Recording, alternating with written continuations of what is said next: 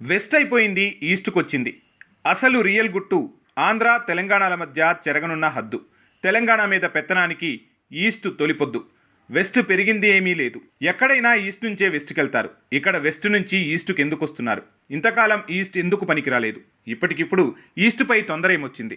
వెస్ట్లో స్థలాలు లేవా? ఆంధ్ర పెత్తందారులు చేతికి పనిపడింది. 10 ఏళ్లు అనుకూలించని కాలం ఇప్పుడు చేతికొచ్చింది. మళ్ళీ రియల్కు రెక్కలు తొడిగే కాలం వచ్చింది. సామాన్యుడి జేబుకు చిల్లు పడే తరుణం ఆసన్నమైంది. వెస్ట్లో కొన్నవాడి కర్మ కాలింది. అమ్ముకున్నవాడి పంట పండింది. అక్కడ కొనే దిక్కు లేదు, అమ్ముకునే అవకాశం లేదు. వ్యాపారం ఆగడం పెద్దలకిష్టం లేదు. ఈస్ట్ నుంచి మొదలు పెడితే పోయేదేమీ లేదు. లాభం ఎంతొచ్చినా ఇప్పటికీ పర్వాలేదు. ముందు ముందు బండి సాగేందుకు దిగులు లేదు. 2 రాష్ట్రాల మధ్య దూరం తగ్గితే చాలు. ఏనాటికైనా కలవాలంటే ఈ పునాదులే మేలు. ఆంధ్ర వాళ్ల ఆలోచనలు 6 తరాల ముందే పరుగులు పెడతాయని అంటారు. ఇది చాలా మందికి తెలియని విషయం. అందుకే చెన్నై నుంచి తరిమేశారు. చెన్నై మాకే కావాలని ఆనాడు కోరారు. ఇప్పుడు హైదరాబాద్ మాదే అని చెప్పడానికి మరో రంగాన్ని సిద్ధం చేసుకుంటున్నారు. దాని పేరే real estate. East city buildup అవును. సామాన్యంగా ప్రజలంతా దూరం ఆలోచించరు. ఎవరికీ తెలియకుండానే ఊడ్చేయాల్సిందంతా ఊడ్చేసుకుంటారు. ఇది గత అనుభవాలు నేర్పుతున్న పాఠం. ఇప్పటికైనా తెలంగాణ ప్రజలు తెలుసుకోవాల్సిన సత్యం. ఇప్పుడు వెస్ట్ పని అయిపోయింది. ఈస్ట్లో పని మొదలు పెడదాం అనుకుంటున్నారు. ఈస్ట్ సిటీ డెవలప్ చేయాలనుకుంటున్నారు. అంటే హైదరాబాద్ విజయవాడ మధ్య దూరం తగ్గించాలనుకుంటున్నారు. ఇది అసలు రహస్యం. మరి ఈ ఆలోచన గతంలో ఎందుకు చేయలేదన్న సందేహం అందరికీ వస్తుంది. ఆంధ్ర నుంచి ఒకప్పుడు ఎల్బీ నగర్, దిల్సుఖ్ నగర్, కొత్తపేట ఏరియాల్లో చేరిపోయారు. కానీ అక్కడ ఉపాధి లేదు. సినీ రంగం అక్కడికి చేరలేదు. గత ప్రభుత్వాలు సినీ పరిశ్రమ పెద్దల కోసం ఇచ్చిన స్థలాలు ఇటువైపు లేవు. పైగా ఇటువైపు ఉపాధి లేదు. గతంలో ఉన్న పరిశ్రమలన్నీ వెస్ట్ వైపే ఉన్నాయి. దాంతో ఆ ప్రాంతాల్లో పాగా వేస్తే అటు ఉపాధి లభిస్తుంది. తెలంగాణ ప్రజానికానికి కొంత దూరంగా ఉన్నట్లు ఉంటుంది. ఎందుకంటే ఆంధ్ర ప్రాంతం వారికి హైదరాబాద్ కావాలి. కానీ తెలంగాణ వారితో అంటకాగడం నచ్చదు. పైగా తెలంగాణ మీద పెత్తనం చేయాలంటే దూరంగానే ఉండాలి. అందుకే ఎల్బీ నగర్ నుంచి ముందుకు వెళ్లకుండా వెస్ట్ వైపు వచ్చారు. కూకట్పల్లి నుంచి పటాన్చెరు వరకు చేరిపోయారు. ఇప్పుడు అక్కడి నుంచి ఇతర పరిశ్రమలు తరలిపోయాయి. ఒక్క ఐటీ మాత్రమే మిగిలింది. ఇంతలో తెలంగాణ వచ్చింది. పెద్ద చిక్కొచ్చి పడింది. తెలంగాణ ఉద్యమం ఎంత ఉధృతంగా సాగినా నల్లగొండ వైపు అంత పెద్దగా ప్రభావం పడలేదు. ఖమ్మంలో ఆ ఆనవాలు కనిపించనే లేదు. ఎంత Banjara hills, Jubilee hills, Manikonda, Shadnagar దాకా చేరినా తెలంగాణ ఆంధ్ర ప్రజల మధ్య విభజన రేఖ అలాగే ఉండిపోయింది. తెలంగాణ ప్రజలలో మమేకపోయేంత సాంస్కృతిక సహజీవనం సాగలేదు. దాంతో తెలంగాణ రాష్ట్రంలో ఎంత భద్రతగా ఉన్నా, కొలువులన్నింటిలో సింహభాగంలో ఉన్నా ఎక్కడో వెలితి వారిలో ఉండనే ఉంది. అదే ఇప్పుడు ఈస్ట్ సిటీ పేరుతో కొత్త నాటకానికి తెరలేస్తుంది. నిజానికి కూకట్పల్లి ప్రాంతాలలో ఆంధ్ర ప్రాంతానికి చెందిన ప్రజలు చేరుకున్న సమయంలో తెలంగాణ ఉద్యమం వస్తుందని కానీ, తెలంగాణ ఆవిర్భవిస్తుందని కానీ అంచనాలు లేవు. తెలంగాణలో తెలుగుదేశం బలంగా పాతుకుపోయింది. తెలంగాణ అన్న పదం కూడా వినిపించకుండా చంద్రబాబు చేశారు.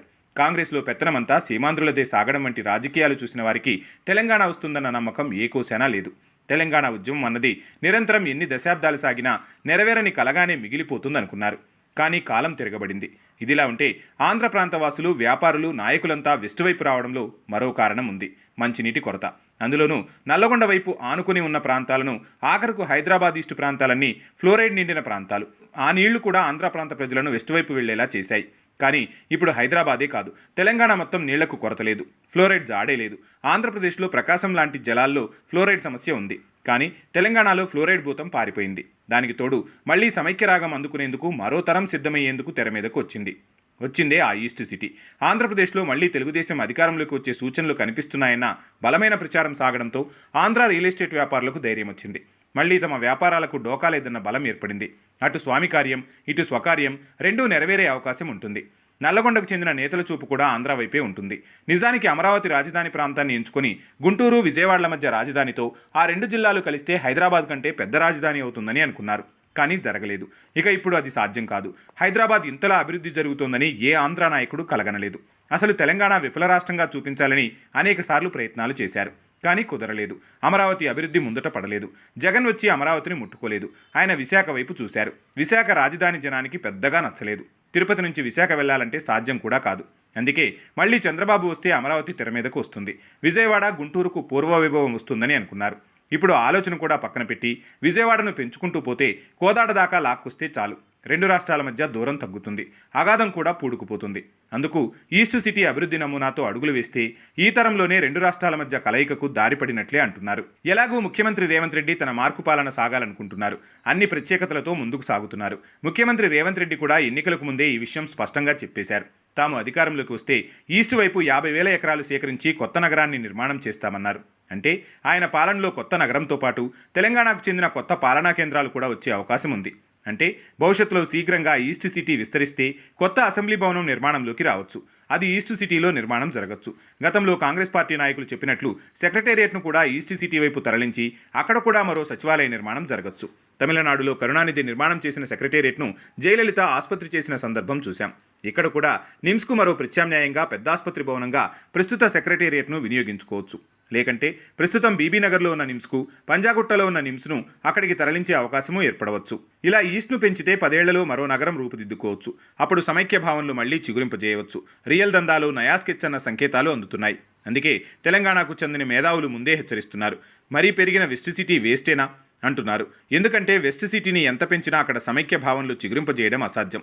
ఉమ్మడి రాష్ట్రంలో ఎండిపోయిన పాలమూరుకు ఆశలు లేవు. సమైక్య భావనలు పెంచినా తెలంగాణ భావనను తప్పించలేరు. నైజాం కాలంలో కానీ తరువాత మలిదశ తెలంగాణ ఉద్యమంలో కానీ పాలమూరు పాత్ర గొప్పది. సురవరం సుధాకర్ రెడ్డి నుంచి మొదలు అనేక మంది వైతాళికులు పాలమూరు నుంచి వచ్చారు. తెలంగాణ సాహిత్యానికి, ఉద్యమ రూపకల్పనకు పాలమూరు వేదికైంది. ఆంధ్రాకు దూరంగానే ఉంది. అందువల్ల వెస్ట్లో సమైక్య భావనలు పురుడు పోసుకోవడం కల్లా.